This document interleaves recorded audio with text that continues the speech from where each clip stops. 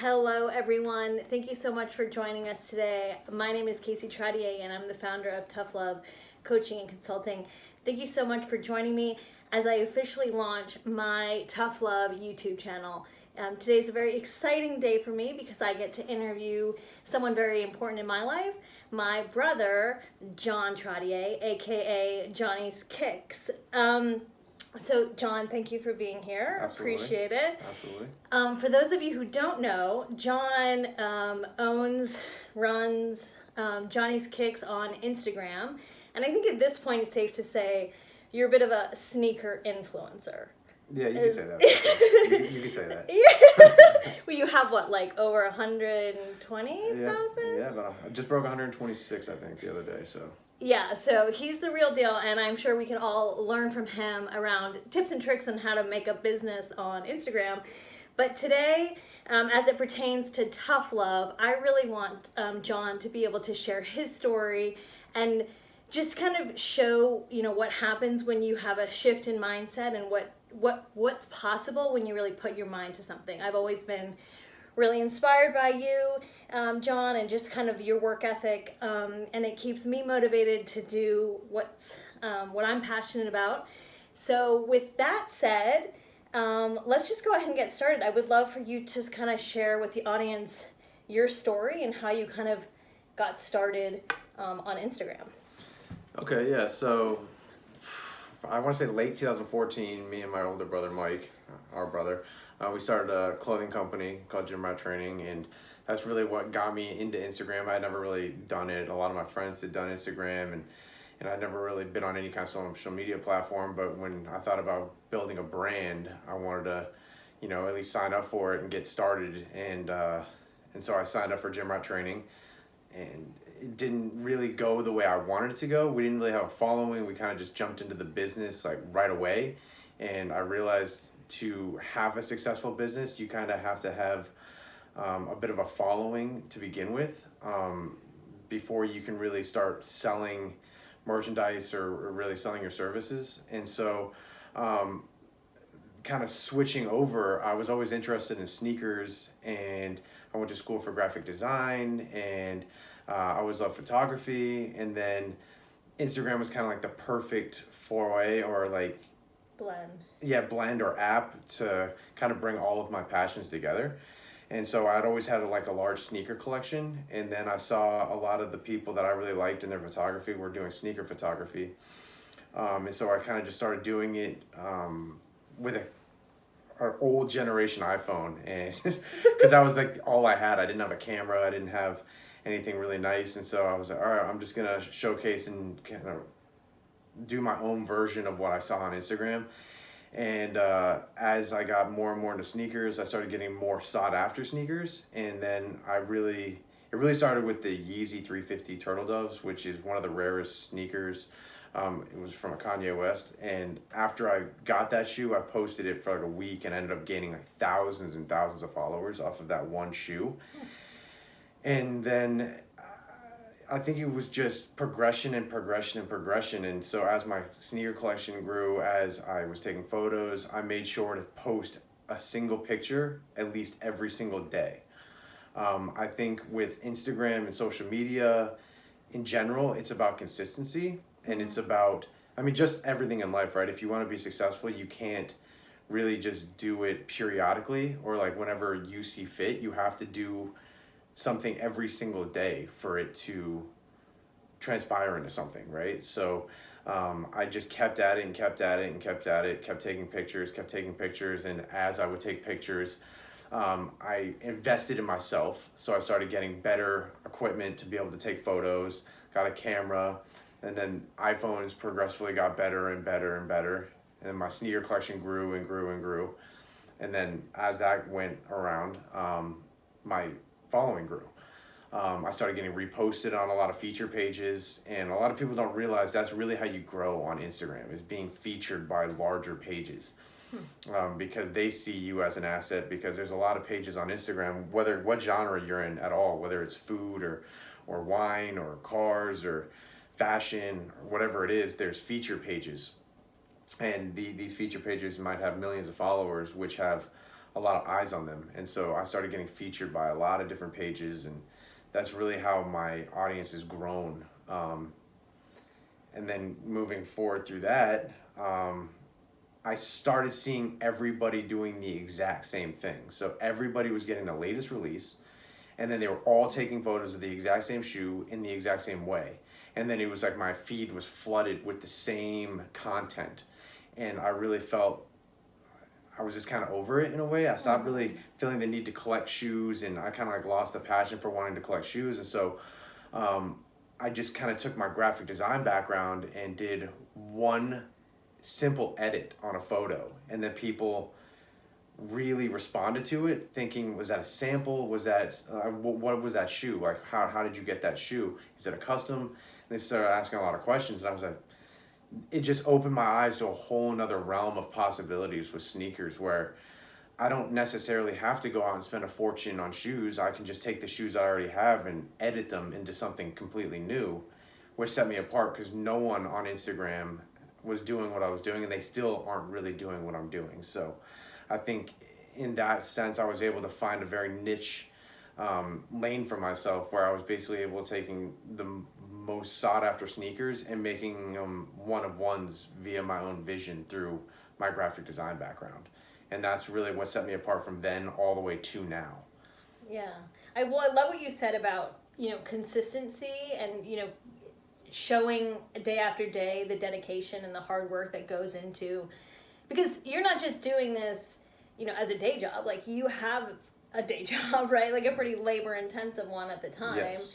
And so this was a consistent effort on top of the hard work that you were putting in day in and day out. And then you also said about continuous improvement and just knowing the competitive intelligence about what is happening within your niche that you're in. Right. So like always like being and assessing what's happening and using your data, your internal data of, I'm bored, like this is, nothing new is happening, and deciding to do something about it, which I think a lot of people wouldn't necessarily think to do. Yeah. But you're seeing an opportunity, and that's what the entrepreneurial spirit is all about, really. Right. I mean, every background, every business, it gets flooded at some point, right? And you have to figure out a way to carve your own lane out of it.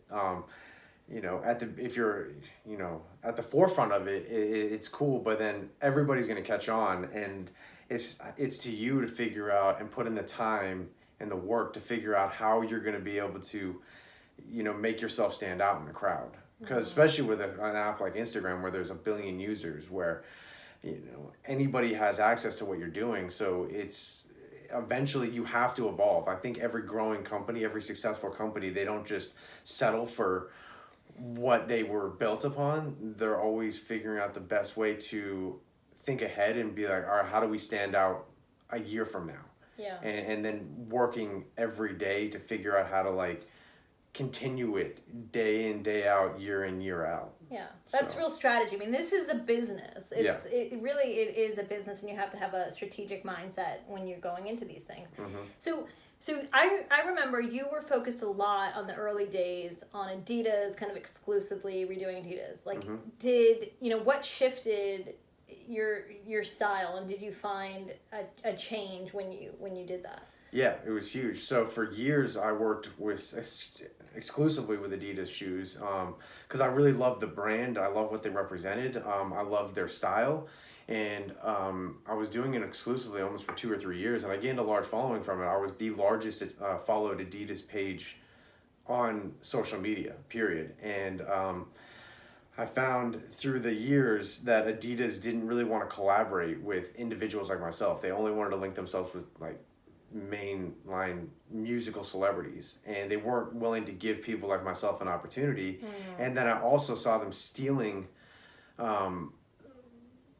ideas of mine and trying to pass it off at their own, and that was not cool, in a way where I would work very, very hard for these designs, then I would reach out to their corporations, and all of their heads of departments, whether it's their CEO or their creative directors or their senior vice presidents of corporations, all followed me, all engaged with me, all direct messaged me via Instagram. So they knew what I was doing. They saw my content. They saw the designs that I was doing, and they really liked it, but then they would wait 2 or 3 years and then try to pull the same design that I did 3 years earlier and then bring it to retail when they weren't trying to give me credit for it. They weren't trying to give me Creative Commons benefits from it, and just nothing. It was one of those things. So I ended up switching to Nike and Jordan Brand.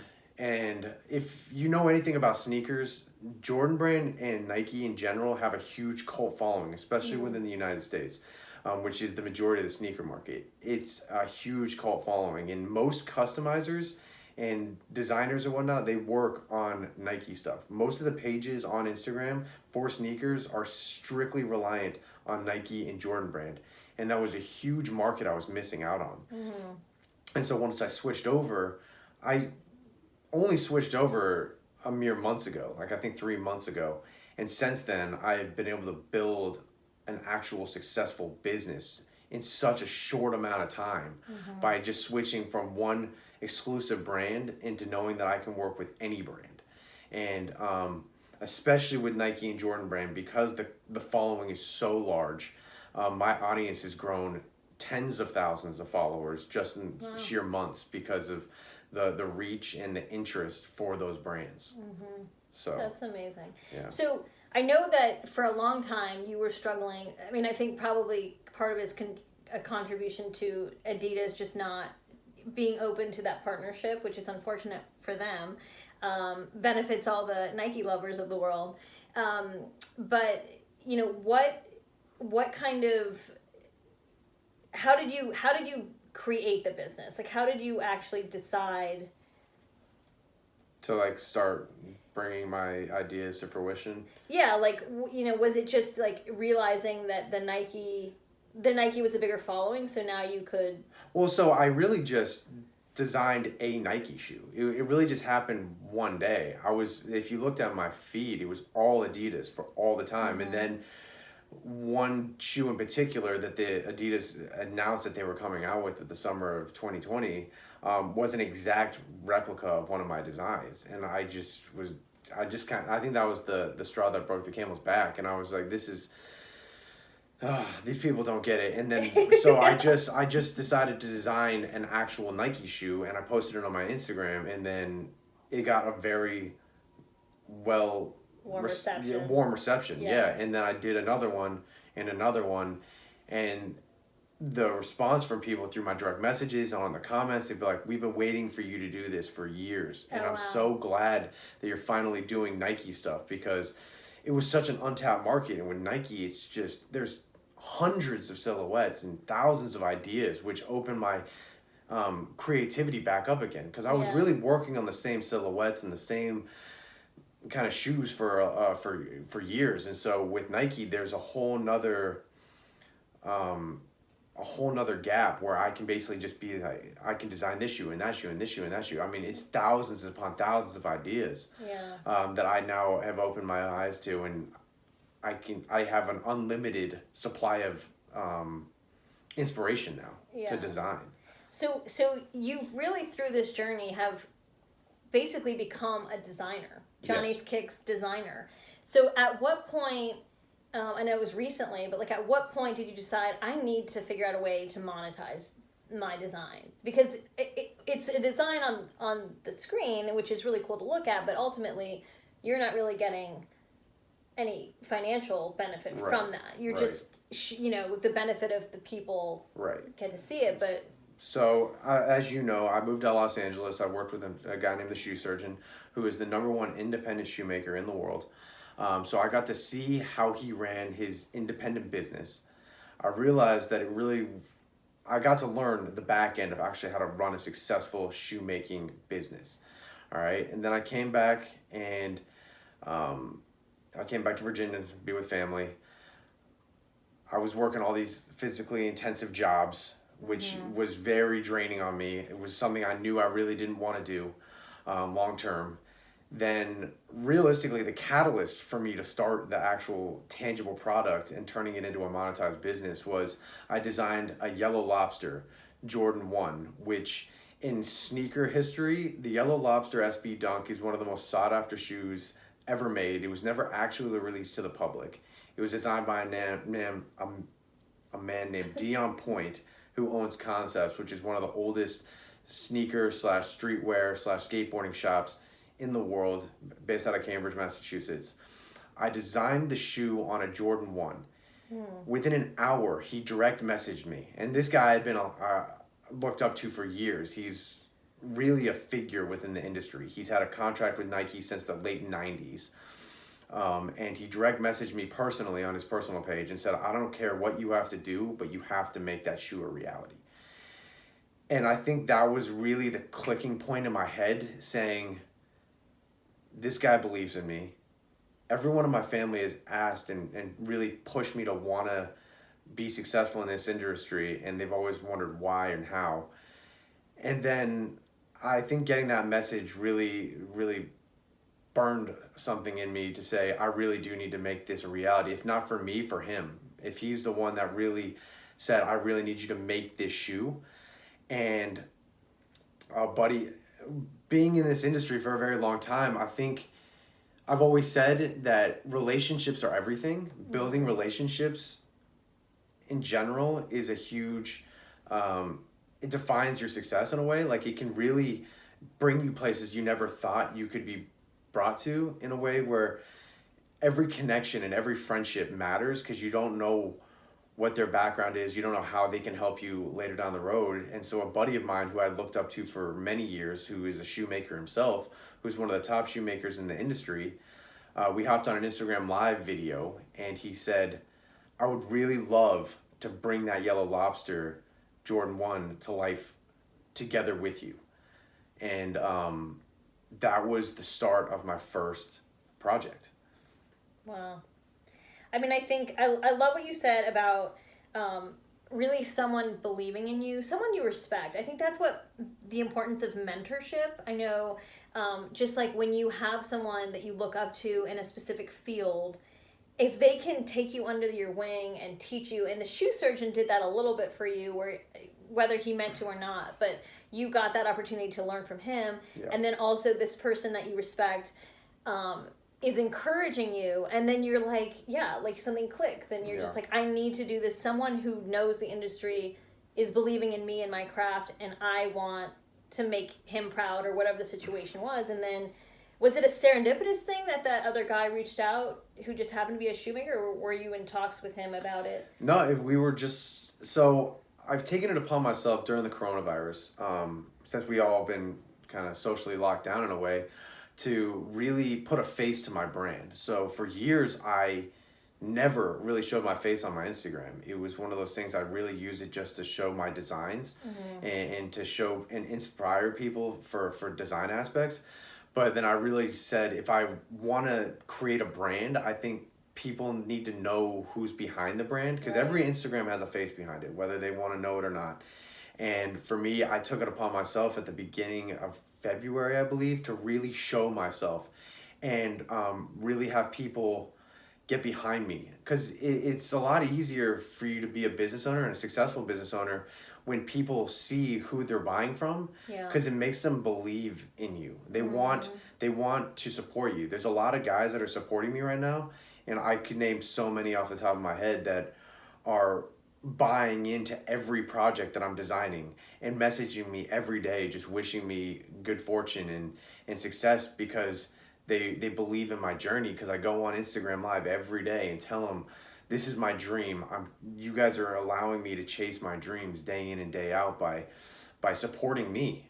And I think that's a huge thing. But on Instagram Live, me and Connor, he was a friend of mine. I always wanted to talk to him. I had never really gotten a conversation with him, so I scheduled an Instagram Live with him. Yeah. And through organic conversation, the shoe got brought up, and he was like, I would love to partner up with you to make this shoe possible. And after 4 months, it came to fruition. Wow.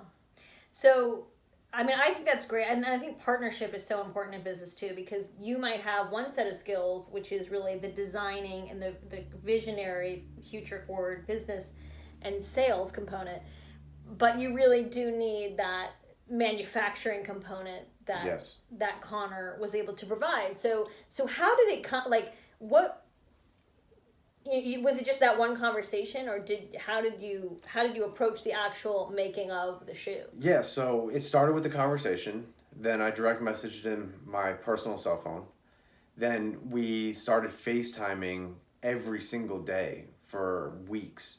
And we started talking about materials and Pantone coloring and how we were actually going to bring it to life and do the shoe the most amount of justice by doing background research, figuring out exactly how the shoe was made, reaching out to Dion Point himself, asking for the exact color Pantones for the shoe, and doing it justice by showing the history of the shoe. So it was just day in, day out, researching, sourcing materials for it, developing the silhouette for it, and yeah, it was just constant communication.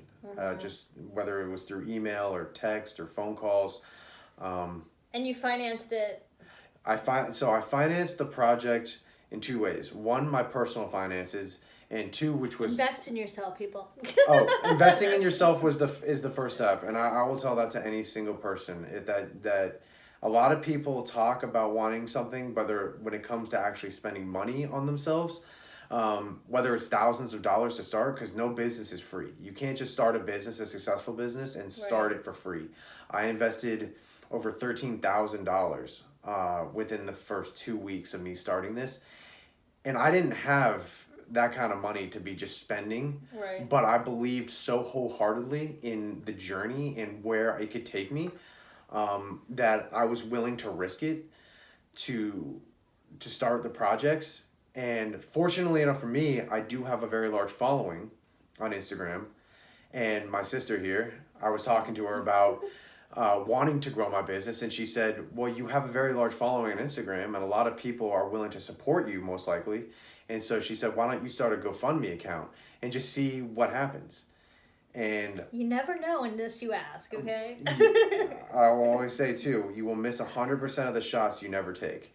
So I basically went home right after that. I signed up for a GoFundMe account. I linked it to my Instagram. And within 4 days, I'd raised $7,000 from just generous donations. People not wanting anything in return, not expecting anything in return, just messaging me saying, we believe in you. We want to see you create. Just please just chase your dreams. Here's a small contribution to that chasing. And I was able to put that $7,000 towards my $5,000 to start the funding of the projects. And ever since then, I've released 5 pairs of shoes, sold out every single release, and have another 15 releases scheduled through the rest of this year.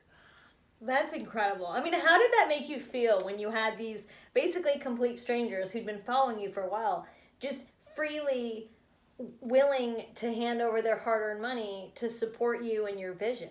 I mean, that's incredible. It meant the world to me, honestly. My heart, you can't really explain it until you go through it in a way. But this was also during a pandemic. Yeah. When, most people had lost their jobs, when most people were trying to figure out how they were going to feed their families. And, I didn't think in a million years I'd get a single donation. And seeing them just flooding my inbox, getting that ding from GoFundMe every 30 minutes or every 20 minutes, just from people generously donating their hard-earned money to see me chase my dreams, living vicariously through me, was it's an undescribable feeling of just joy. Yeah. So I'm sure everybody's wondering, like, what does the shoe look like? He brought a couple just pairs, just to show just how awesome these are. So these are the yellow lobsters that we decided to make. The lighting is very bright. Yeah, sir. But this is the yellow lobsters. So it's made of brushed suede, high-end leathers, and it's actually got my company logo right here on the inside, which is amazing to see your actual company logo actually printed on something. But it's based off of a yellow lobster. We all know lobsters, right? Yellow lobsters are one of the rarest lobsters out there. There's only a yellow lobster, 1 in every 30 million lobsters. And so the guy who designed it, he bases his releases and the numbers of releases based off of how rare the actual lobster is, because he has 5 different colorways of the lobsters. So this is my first fully reconstructed yellow shoe. I love how it, like in the inside it looks like a A picnic like table. a picnic table, and is the mesh here for like a? Does it represent it all? Yeah, almost like the netting. The netting, yeah. Yeah, the netting, and then the actual tongue itself actually it says Nike Air with a lobster instead of a Nike swoosh. So cool. everything, and then the speckles are actually supposed to represent the skin of the lobster itself, because when you actually look up at a lobster, there's speckles actually on a lobster. And then the inner lining is like a picnic lining where you would actually sit down and eat your lobster with, potatoes and everything like that. So I love it. It's a full story within a shoe. And I think that's what's so unique about these shoes is they're works of art, right? They're like really well designed, and the attention to detail is so lovely. Yeah, I love that. I love this shoe. Show them the gray ones. I love those. Okay, those are my personal favorite. So this was one of my, I think it was my third release. It was my partner with out in New York named Stomping Ground Customs. And he's an artist that does cartoonized shoes. And this is based off of Jeff Staples' Pigeon clothing line. But I think one of my favorite parts of it is right here on the inside where it actually has my name. Johnny's Kicks times Stomping Ground Customs. This we actually released 15 pairs of, and it sold out in less than 15 minutes. So it's so sick. We actually have our second collaboration in the works right now. We're finishing the sample now, and then hopefully we'll be able to release it later this month. But yeah, Casey really liked this shoe. Yeah. So. I love that one. So. Do you want to show one more? Yeah. So this one. I'll show just two real quick. So this one was my first actual release. So this means the world to me. This is my first sample ever made. It's a full reconstruction. So Ben & Jerry's did a collaboration with Nike on an SB dunk or a Nike skateboarding dunk. And it's going to be voted probably sneaker of the year this year. It's the most hyped shoe. It resells for $2,000. I did my own version on, this is last year's sneaker of the year silhouette. It was a new silhouette that Nike had designed, but I basically did a reconstruction to theme the Ben & Jerry's.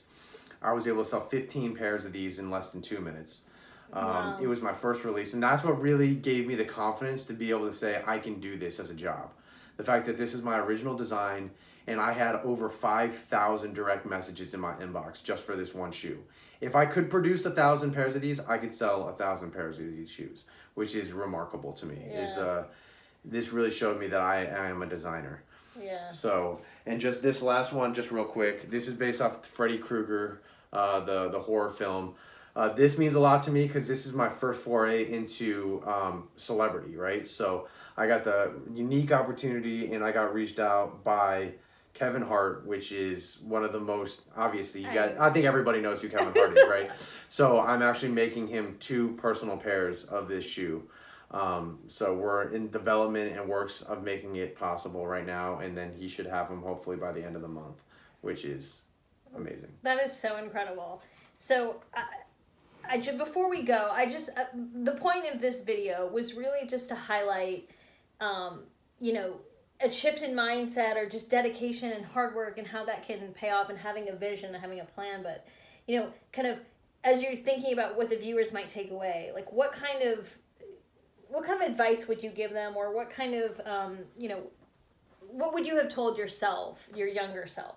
So I think if you have a dream, if you have a thought process in your mind of something that you want to do, there's a lot of people out there that like to tell you no, or like to tell you that you can't do something just because they don't know what you're talking about. Mm-hmm. And I think the second I stopped caring about what anybody thought of me, or what they thought of what I was doing, and really just said, screw it, I'm going to do what I want to do, as far as chasing, as crazy as the dream might seem, really just not listening to the naysayers, and then working your ass off. I don't want to cuss on it, but it's like you really just need to work really, really hard. I was working a job 40 to 60 hours a week, physical labor jobs out in the heat, coming home and working on my computer, designing, going on interviews, collaborating on phone calls with people to get jobs done. I was working a minimum of 120 hours a week for months and months to finally get this to work. I've been designing for 6 years. I've been posting a single post on Instagram for 6 years, every single day, not taking one day off, always designing. I think really you just have to work really hard, stay humble, and build relationships. I always said, and I'll say it in every interview I ever go on, success breeds success, right? So if you surround yourself with successful people, if you surround yourself with a successful mindset, inevitably you will be successful if you put in all the time and you're willing to put in the work. I think that's really the takeaway. If you work hard enough, you can accomplish anything in life. Yeah. I think it's just hoping you can find a lane where you can actually enjoy it and find something that you love to do, so you don't mind working hundreds of hours and thousands of hours to accomplish your goal. But yeah, I think that's really the main takeaway. If I could tell you anything, it's just work really hard and just follow your own mind, and don't listen to the naysayers. So with that, I will end it here, but just if you are out there and you need help creating a vision or strategizing to get your vision done or finding your purpose, we are here to help. Please reach out, and we'll talk to you next time.